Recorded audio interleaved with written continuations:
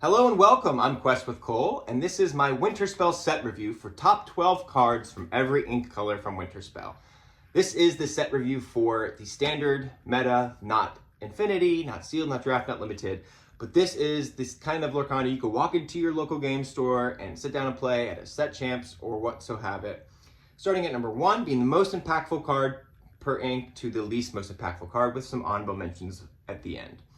Coming at number 1 for Steel, the most impactful card from Winterspell to the ink color of Steel is Angel, Experiment 624.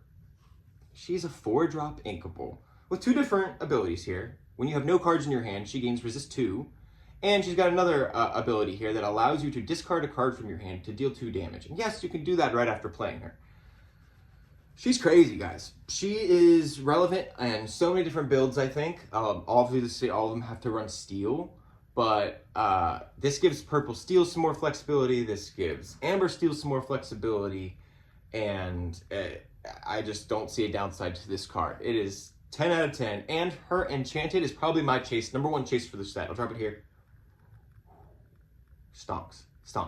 Crazy. Coming at slot number 2, Lilo, all bundled up, also from Lilo and Stitch set. She is a 2-drop uninkable who is a 1/2 quest for 2, but she basically disregards the first damage she sees on your opponent's turn. So you can't like challenge with her and take something out and not take any damage. But you want to be questing with her anyway, or holding her to shift that 4-cost new Lilo Rockstar onto it to bring back the docks. Like, you want to just either wait or be running it with her. That's why a lot of the builds I've seen are very aggressive, but she is overall a great card in the meta. Coming in slot number 3, a card also in that Lilo and Stitch build is going to be Stitch, high badness level. He is a 2-drop, 3/2, who gets +3 challenger. Read the card here. If you have a Lilo, kind of works perfectly with the whole vibe of the Winterspell and with the vibe of wanting to be synergies with Lilo and Stitch. I love it.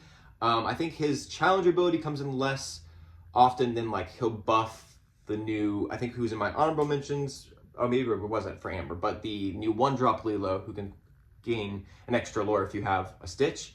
He kind of triggers her more often than anything in that specific build. Coming in slot number 4, John Smith, Undaunted Protector.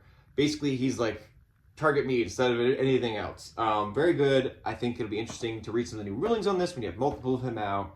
Exciting card. Exciting to see his future for Lorcana as well. Coming in at number 5, Angela, Night Warrior. I think I haven't seen this card actually in too many builds yet, but I think this card has nothing but upside potential in the future. She takes away that Stone by Day ability from your other gargoyles. So basically that they can untap at the beginning of your turn.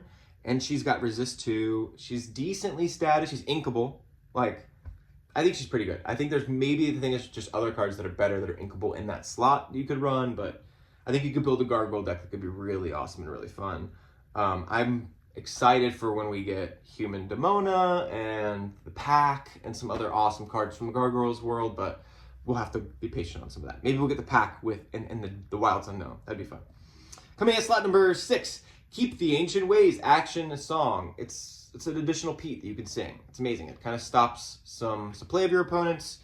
Very good card. I definitely put it in the top 5, 6, 7 here cards of Winterspell. Coming in as number 7, Gigi, Best in Snow. I had this card at like top 5 or 4 card for a while here. She's a 3-drop, 2/4 that gets +2 attack when she has no damage on her. She's got alert. She's great. She's a 4/4 that has alert that can come in. Like, I don't see a downside to her. She's an alien. She can have some alien synergies in those alien decks that with the new Pleakley that I should also give an honorable mention to. Allows you to draw a card if you have an alien.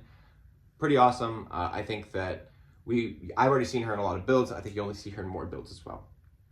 The next few cards I would rate pretty similarly here. The bottom of the Steel list, coming in at number 8, Let's Get Dangerous, Action Song. Kind of that Mufasa gamble. You and your opponent reveal the top card. You guys both put a character out. If it's not a character, it goes to the bottom, I believe. It's inkable, 4-drop.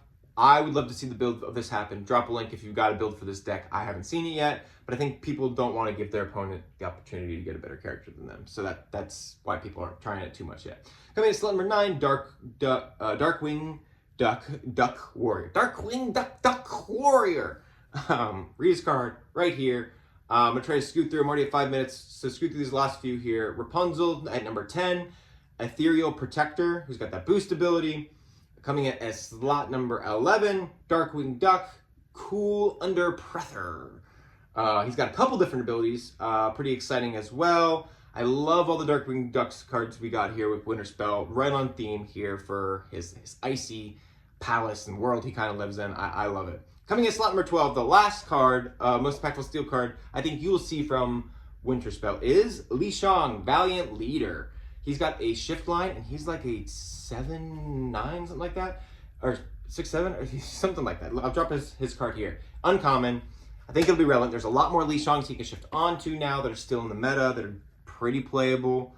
Honorable mentions for the color of stink are going to be Dr. Hamstergill, the infamous scientist. Amazing. I want to see an alien deck. I think we're missing one more alien who needs to be like top tier, but we're so close. Amos Slade, Tenacious Tracker. Uninkable, I think, is holding him back, but another big body. He might be in those Sapphire Steel builds, those Kiwi, those big boys. And last honorable mention of Winterspell's Chief Season Tracker. I'm a fan of the dogs, and he allows you to draw a card if someone was banished in a challenge this turn. 10 out of 10. I love what I've seen so far from Winterspell, and I hope that you guys will too. And that is all of the cards from the Steel Ink and Winterspell. I hope you all enjoyed my set review for Winterspell, the top 12 cards in every ink color. Until next time, thanks.